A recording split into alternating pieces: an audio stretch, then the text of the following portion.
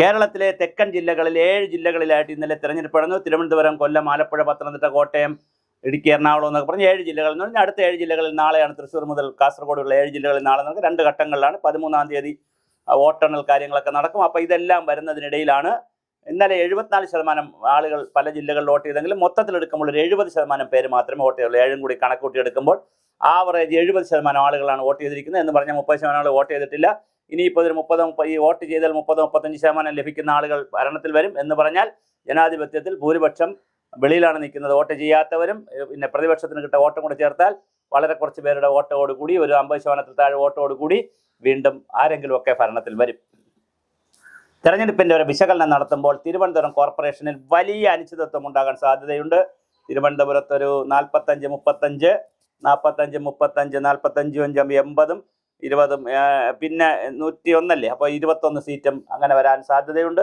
എന്തായാലും 10 മുതൽ 20 സീറ്റിനകത്ത് വരെ കോൺഗ്രസ് പിടിക്കാനും ഒരു 40 മുതൽ 45 സീറ്റ് വരെ BJP പിടിക്കാനും അത് ചിലപ്പോൾ CPM ആകാനും സാധ്യതയുണ്ട് കേട്ടോ. അപ്പോൾ അങ്ങനെ വരാനും അല്ല, CPM-നും എന്തായാലും CPM-നെ സംബന്ധിച്ച് അവർ വളരെ പോകാൻ സാധ്യതയില്ല. അവർ 2ാം സ്ഥാനത്തെങ്കിലും നിൽക്കും. പക്ഷേ BJP 1ാം സ്ഥാനത്ത് വരുമെന്ന് പറയുമ്പോഴും അബ്സല്യൂട്ട് മെജോറിറ്റി അല്ലെങ്കിൽ കേവല ഭൂരിപക്ഷം കിട്ടുമെന്ന് നമുക്ക് ഇപ്പോഴും പറയാറായിട്ടില്ല തിരുവനന്തപുരത്ത്. കാരണം തിരുവനന്തപുരത്ത് അത്ര ടൈറ്റ് മത്സരമാണ് നടന്നത്. BJPക്ക് ഒരു എഡ്ജ് ഉണ്ടായിരുന്നത്, പക്ഷേ അവസാന ലാപ്പിൽ അത് തെരഞ്ഞെടുപ്പ് ദിവസം അത് കാണുന്നില്ല. പല സ്ഥലങ്ങളിലും യുവാക്കളൊന്നും വോട്ട് ചെയ്തിട്ടില്ല.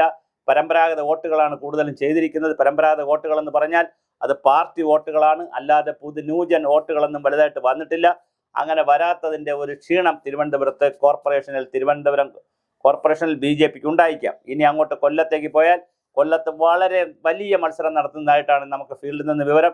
CPM-നാണ് നഗരസഭയും കോർപ്പറേഷനെങ്കിലും കടുത്ത മത്സരമാണ് അവിടെ CPM നേരിട്ടത്. BJP-യിൽ നിന്നും കോൺഗ്രസിൽ നിന്നും വലിയ മത്സരമാണ് നേരിട്ടിരിക്കുന്നത്. നേരെ വടക്കോട്ട് പോയാൽ എറണാകുളത്ത് പിന്നെ മധ്യ കേരളമൊക്കെ എടുത്തു കഴിഞ്ഞാൽ എറണാകുളത്ത് തീർച്ചയായിട്ടും ഒരു UDF ട്രെൻഡാണ് കാണിക്കുന്നത്. LDF-ൽ നിന്ന് UDF കോർപ്പറേഷൻ പിടിച്ചാൽ അത്ഭുതമില്ല. കോട്ടയം ജില്ലയിൽ ജോസഫ് ഗ്രൂപ്പ് വലിയ മെച്ചമുണ്ടാക്കും. മാണി ഗ്രൂപ്പ് തളരും. കാര്യം മാണി ഗ്രൂപ്പിൻ്റെ ആളുകൾക്ക് അതിനോട് താല്പര്യം കുറഞ്ഞു വരുന്നു, അണികൾക്ക് താല്പര്യം കുറഞ്ഞു വരുന്നു. നേതാക്കൾക്ക് UDF-ൽ LDF-ലാണെങ്കിലും അണികൾ ഒരു UDF മനോഭാവത്തിലൂടെ വന്നിരിക്കുന്നു. അതുകൊണ്ട് കേരള കോൺഗ്രസ് ജോസഫ് ഗ്രൂപ്പ് കുറേയധികം വോട്ടുകൾ കൂടുതൽ പിടിക്കാനും സീറ്റ് പിടിക്കാനും സാധ്യതയുണ്ട്. അതുപോലെ തന്നെ BJP ശക്തമായ സീറ്റുകൾ പിടിക്കും. എറണാകുളത്ത് പോയാൽ തൃപ്പൂണിത്തുറ ഭാഗത്ത് പോയാൽ BJP ശക്തമായ സാന്നിധ്യമാണ്. പന്തളം നഗരസഭയിലും BJP-ആണ് സാന്നിധ്യം. അങ്ങനെ നോക്കുമ്പോൾ BJP വലിയ സാധ്യത കാണിക്കും. പക്ഷേ തിരുവനന്തപുരം കോർപ്പറേഷൻ BJP പിടിച്ചാൽ, ഒറ്റയ്ക്ക് ഭരണം പിടിച്ചാൽ NDA എന്ന് പറയാൻ അതിനകത്ത് BDJS മാത്രമേ ഉള്ളൂ. അങ്ങനെ NDA അല്ലെങ്കിൽ BJP തിരുവനന്തപുരത്ത് ഭരണം പിടിച്ചാൽ തീർച്ചയായിട്ടും കേരള രാഷ്ട്രീയത്തിൻ്റെ അലകും പിടിയും മാറും. പിന്നെ വട്ടിയൂർക്കാവും തിരുവനന്തപുരം നോർത്തും സെൻട്രലും പഴയ നോർത്ത് സെൻട്രലും അതുപോലെ തന്നെ നമ്മുടെ നിയമം ഒന്നും വലിയ വിഷയമായി വരില്ല. കഴക്കൂട്ടം വരെ ചിലപ്പോൾ കാട്ടാക്കട വരെ കൃഷ്ണദാസ് അടപടൽ അവിടെ കിടക്കുകയാണ്. അവരെ ഉള്ള ആളുകൾ കയറി വന്നാലും അത്ഭുതപ്പെടാനില്ലാത്ത രീതിയിലേക്കുള്ള പുതിയ രാഷ്ട്രീയ സാഹചര്യമാണ് കേരളത്തിൽ വന്നുകൊണ്ടിരിക്കുന്നത്.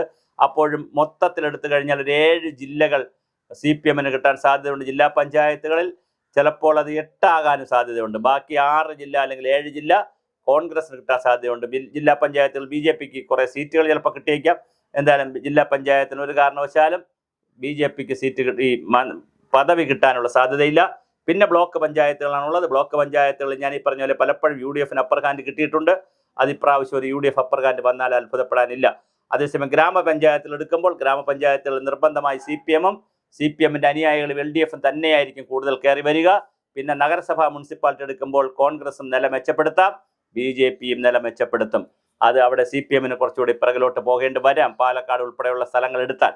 ഇനി ബാക്കി 7 ജില്ലകളുടെ വോട്ടെടുപ്പ് നടക്കുന്നതേ ഉള്ളൂ. അതിൻ്റെ റിസൾട്ടുകൾ വരാനിരിക്കണം, എക്സിറ്റ് പോളുകൾ വരാനുണ്ട്, വിശകലനങ്ങൾ വരാനുണ്ട്. ഇപ്പോൾ ദിലീപിൻ്റെ കേസും ഒക്കെ കഴിഞ്ഞു. അതുപോലെ തന്നെ രാഹുൽ മാങ്കൂട്ടത്തിന് ജാമ്യമൊക്കെ കിട്ടിയപ്പോൾ ചാനലുകളും ഇതിനകത്തുനിന്ന് സജീവമാവും. തീർച്ചയായിട്ടും നാളെ മുതൽ നമുക്ക് വീണ്ടും വിശകലനങ്ങളുമായി പുതിയ വിശേഷങ്ങളുമായി ഞങ്ങളും വരും. എന്തായാലും 13-ാം തീയതി കേരളത്തിൽ അറിയാം ആരൊക്കെയാണ് വോട്ട് പിടിക്കുക, എന്താണ് കേരളത്തിൻ്റെ പൊതുമനസ്സെന്നറിയാം. ഈ പൊതുമനസ്സ് വരാനിരിക്കുന്ന അസംബ്ലി തെരഞ്ഞെടുപ്പിൻ്റെ ഒരു കർട്ടൻ റൈസറാണോ, സെമി ഫൈനലാണോ, അതോ ക്വാർട്ടർ ഫൈനലാണോ എന്നൊക്കെ ഉള്ള കാര്യം നമുക്ക് കൃത്യമായി അറിയാൻ കഴിയും.